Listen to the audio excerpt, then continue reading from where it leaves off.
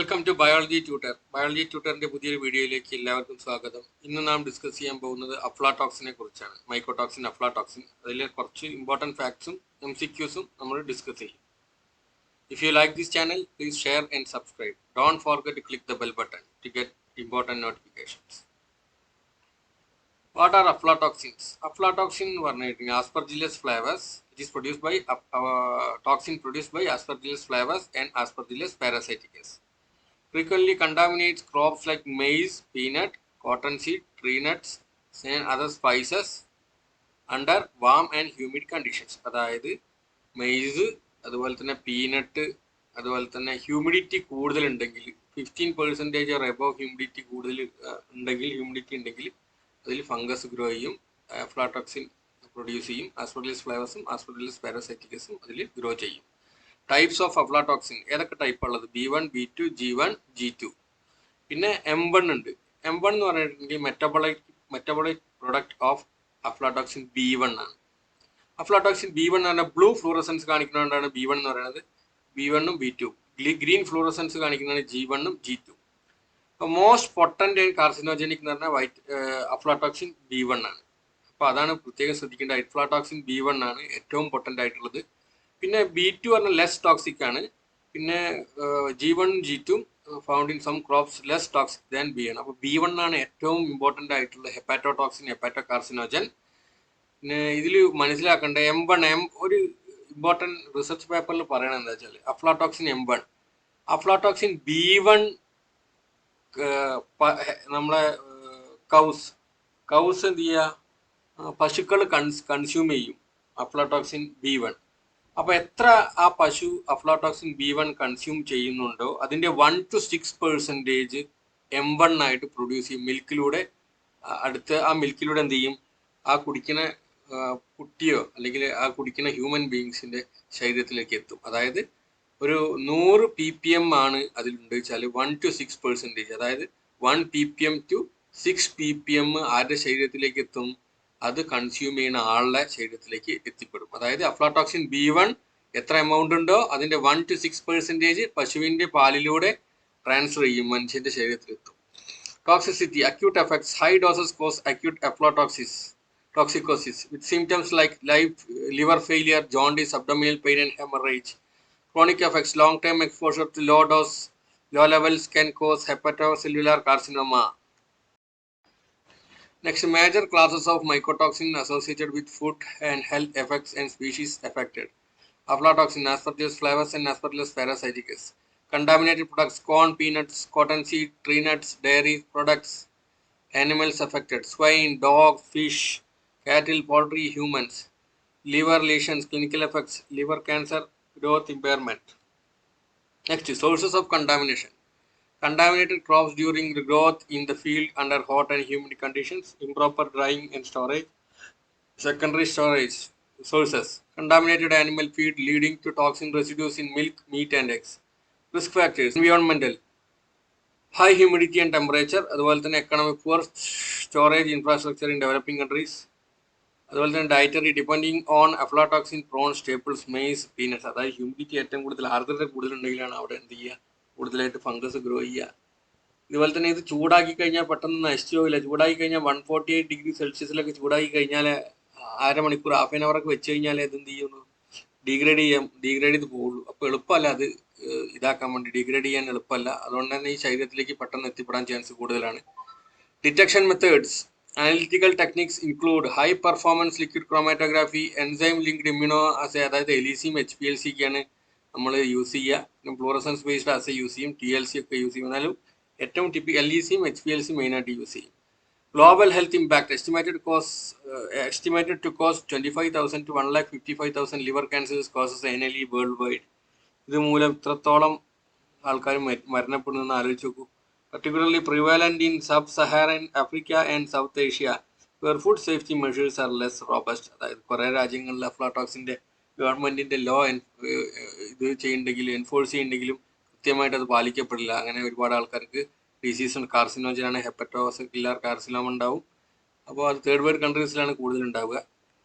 8. Prevention and control. Agricultural practices, crop rotation and use of resistant crop varieties, proper harvesting, drying and storage techniques.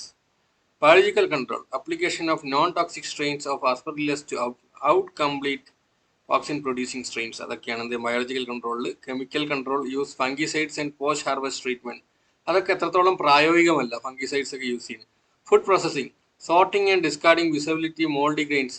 ഇതെന്താ വെച്ചാൽ humidity, temperature, climate അത് control ചെയ്തിട്ട് ചെയ്യാൻ പറ്റുകയാണെങ്കിൽ മാത്രമേ ചെയ്യുള്ളൂ. എങ്ങനെ ഹ്യൂമിഡിറ്റി ഉണ്ടെങ്കിൽ എന്തായാലും ഫംഗൽ ഗ്രോത്ത് ഉണ്ടാവും. ഒരു പരിധി വരെ ഇത് പ്രായോഗികമല്ല. അത് കിട്ടിക്കഴിഞ്ഞിട്ട് അടുത്തുള്ള ടെക്നോളജി നോക്കിയതിന് ശേഷം സ്റ്റോറേജിന് ശേഷം അത് സംഭരിച്ചതിന് ശേഷം എന്ത് ചെയ്യണം, വേറെ ടെക്നോളജീസ് യൂസ് ചെയ്തിട്ട് വേണം അതിൻ്റെ ടോക്സിൻ നമുക്ക് ഡീഗ്രേഡ് ചെയ്യാൻ വേണ്ടിയിട്ട്. ഫസ്റ്റ് ക്വസ്റ്റ്യൻ നമുക്ക് കുറച്ച് MCQയിലേക്ക് പോകാം. ഫസ്റ്റ് ക്വസ്റ്റ്യൻ അതിനു മുമ്പ് if you like this channel please share and subscribe. Don't forget to click the bell button.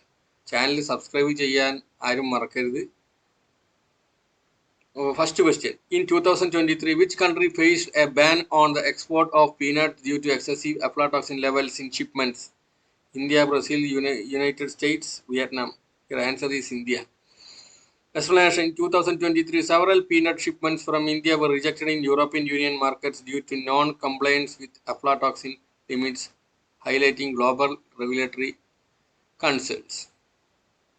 Second question. Which advanced molecular technique has recently developed to detect Aflatoxin B1 in contaminated food samples with higher sensitivity? CRISPR-based biosensor into multi-top and real-time PCR and NMR spectroscopy. ഇവിടെ answer ചെയ്യാണ് CRISPR-based biosensors. CRISPR-based biosensors have been gaining traction for aflatoxin detection due to their rapid, precise and cost-effective applications. CRISPR എന്ന clustered regularly interspaced short palindromic repeats ആണ് CRISPR. Third question. What is the maximum allowable limit for Aflatoxin M1 in infant formulas as per the Codex Alimentarius 2023 updated guidelines? Here answer is 0.05 microgram per kg. Fourth question. Which advanced analytical technique is considered the gold standard for detecting and quantifying aflatoxins in food samples with minimal matrix interference? GS ആണോ, gas chromatography ആണോ, high performance liquid chromatography ആണോ? അതെ, HPLC ആണ് ഇവിടെ നമ്മൾ use ചെയ്യുന്നത്. HPLC fluorescens detection ആണ് നമ്മൾ യൂസ് ചെയ്യുക, ഗോൾഡ് സ്റ്റാൻഡേർഡ് ആയിട്ട് കൺസിഡർ ചെയ്യുക.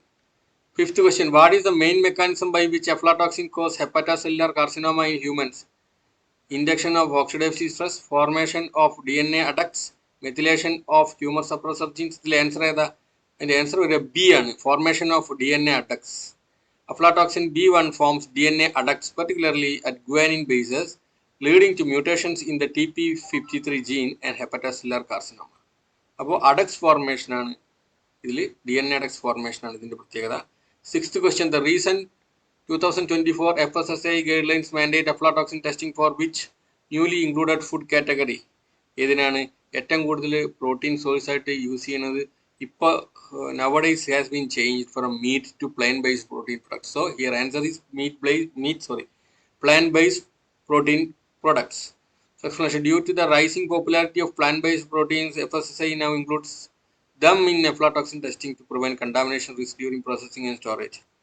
Seventh question. Which innovative packaging method was introduced in 2023 to limit aflatoxin formation during food storage? Vacuum sealed nitrogen flushing ആണോ, edible biopolymer coating ആണോ, active oxygen absorbing films?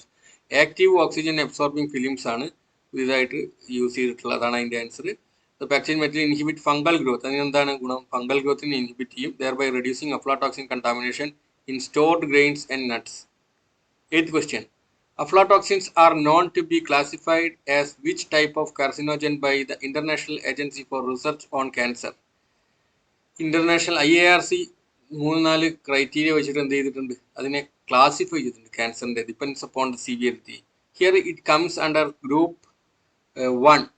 Group 1-ലാണ് International Agency for Research Cancer classified AFB1 and AFM1 as human carcinogens belongs to group 1 in the case of AFB1 and group 2B aflatoxin M1 classified in group 2B. So here answer is A, group 1 carcinogenic to humans. That's the answer. Ninth question. What role does the enzyme lactase play in the detoxification of aflatoxins in food according to 2024 research finding? It breaks down aflatoxin DNA, it catalyzes degradation of aflatoxin molecules, it inactivates fungal growth, it enhances food safety testing sensitivity. Here answer is option B. It catalyzes the degradation of aflatoxin molecules. Lactase enzymes degrade aflatoxin molecules. Lactase enzymes degrade aflatoxins in non-toxic byproducts, making them promising tools for aflatoxin detoxification in food. Certain mushrooms ഹെയിൽ വൈക്കോലിലാണ് നമ്മൾ grow ചെയ്യുക. ആ വൈക്കോലിൽ ലക്കേജ് enzymes ഉണ്ടാവും ചില mushrooms. അപ്പോൾ mushroom cultivation ശേഷം ആ ഹെയർ നമുക്ക് വൈക്കോൽ യൂസ് ചെയ്ത് കഴിഞ്ഞാൽ അതിലുള്ള ലക്കേജ് എൻസൈം യൂസ് ചെയ്തിട്ട് എന്ത് ചെയ്യാൻ പറ്റും, നമുക്ക് പൗഡർ ചെയ്തിട്ട് ഇതിനെ നമുക്ക് എന്ത് ചെയ്യാം, aflatoxin degrade ചെയ്യാൻ പറ്റും. 10th question. What is the current maximum limit for aflatoxin in spices as per FSSAI regulations? 15 microgram per kg, 25, 30, 35. Here answer is, according to new regulation, 30 microgram per kg. Here answer is 30 microgram per kg. Thank you. If you like this channel, please share and subscribe. Don't forget to click the bell button to get notifications.